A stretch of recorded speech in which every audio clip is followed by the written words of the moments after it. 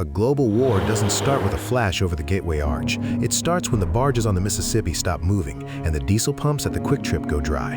You have maybe 48 hours before the quiet strength of the city becomes its biggest cage. Do you top off the tanks now or wait for the National Guard to start directing traffic at the terminal? Most people in the Midwest think they're insulated by distance, but in a world at war scenario, St. Louis is the beating heart of a logistics system that has no backup plan. This is about how the system fails while the sky is still clear. Here are 5 civilian impacts of World War III on St. Louis, ranked from slow building pressure to the most dangerous daily life breakdown. Number 5. The energy tax. St. Louis feels safe because it's surrounded by corn and coal, but this city runs on a high-pressure straw connected to the rest of the world. When a conflict in the Strait of Hormuz or a cyber attack on coastal pipelines hits, the Midwest gets a price hike that breaks the household budget before the first month is over. This place is an energy transit point, not an island. While the global oil supply tightens, the cost of diesel for the trucks coming up I-44 and I-70 will skyrocket. This is the slow burn phase where the grocery bill doubles and the heating costs for those old brick homes in South City start to look like a second mortgage. Most people think they can just budget through it. The bottleneck here is friction. If the delivery trucks are paying $6 a gallon for diesel, local trash pickup, school buses, and HVAC repair services are all going to start missing appointments. Don't just buy more gas cans. The better play is to harden the home's thermal envelope and reduce daily transit dependencies now. If you're stuck there tonight, map out a minimum viable life. Determine the radius you can survive in if fuel becomes a luxury item rather than a utility. Number 4. The river and rail stasis. St. Louis is a confluence city, which means it is a bottleneck by design. This warehouse is only as good as its loading docks.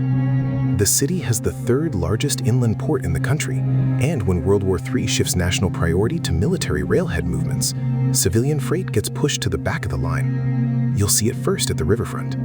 The barges that usually carry the road salt, the industrial steel, and the bulk grain will either be requisitioned or stalled by labor shortages. Look at the map of the Mississippi. The regional port system handles a disproportionate share of the nation's industrial flow. When that flow breaks, the hidden cost is the loss of local industrial jobs. Most residents assume the big plants will keep running, but without consistent barge and rail arrivals, the supply chain for manufacturing simply vanishes. Don't assume a job is recession-proof in a total war economy. The better play is to diversify your skill set into high-demand manual maintenance. While the energy tax made things expensive, the river and rail stasis starts to empty the shelves of anything heavy or bulk shipped. Number 3. The chemical wall. Here's where the reality hits for most St. Louisans. The metro has incredible access to raw water, but that system is a high-tech industrial process, not a bucket in a stream. To make river water drinkable, the city and the Missouri American water plants need a constant, just-in-time delivery of chlorine, lime, and coagulants. In a World War III scenario, these industrial chemicals are prioritized for the military-industrial complex. The catch is that without those specific inputs, the taps don't just stay on with dirty water. The pumps eventually stop because the system isn't designed to run raw. This is the chemical wall. You think you have an infinite supply of water, but the city actually has a 3 to 7 day supply of treated water. The proof is in the storage tanks. Once those run dry and the treatment trucks stop arriving, the tap becomes a decorative fixture. The better move is to secure a serious gravity-fed filtration system and at least 50 gallons of storage per person tonight. If the trucks carrying treatment chemicals can't get through the rail yards, water security disappears even while looking at the biggest river in North America. Number 2. The bridge trap. St. Louis is a city defined by its bridges.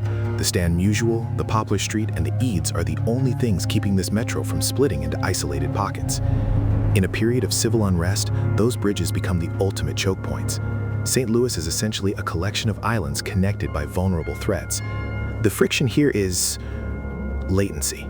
If it takes 4 hours to cross from Illinois into Missouri because of document checks, the regional logic of the city collapses. Now imagine that with a fraction of the police force and 10 times the panic. The hidden vulnerability is that these bridges are also the primary route for emergency services. If the bridges are restricted, the last mile of logistics is severed. The safer call is to ensure you are on the right side of the river for your long-term survival before the friction spikes.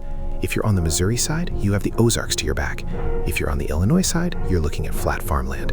Both have merits, but no one can afford to be caught in the middle. Number 1. The last mile collapse. This is the most dangerous breakdown because it's the one that turns neighbors into competitors. In St. Louis, the population relies on a fragile just-in-time inventory for everything from heart medication to infant formula. Because the city is a major trucking hub, local stores don't keep deep backstock. They rely on the trucks from the highway and the rail from the river to arrive every single night. In World War III, that last mile of delivery is the first thing to fail. This isn't just about food. It's about the complex medical supply chain that keeps the hospitals in the Central West End running. A bunker without a 3-month supply of life-essential meds is just a waiting room for a crisis. When the doors at the local Schnucks or Dierbergs stay locked for 3 days straight, the social contract starts to fray. The better move is to build a deep pantry of store-what-you-eat staples tonight. This wins the top spot because it's the point where global war becomes a local emergency. It's the ultimate failure of a system built on efficiency instead of slack. Verify your inventory of life-sustaining medications immediately. Now, look at the situation. St. Louis has the raw resources to be one of the most resilient places in the country, but only if the bottlenecks are recognized before they close. Your homework tonight is simple.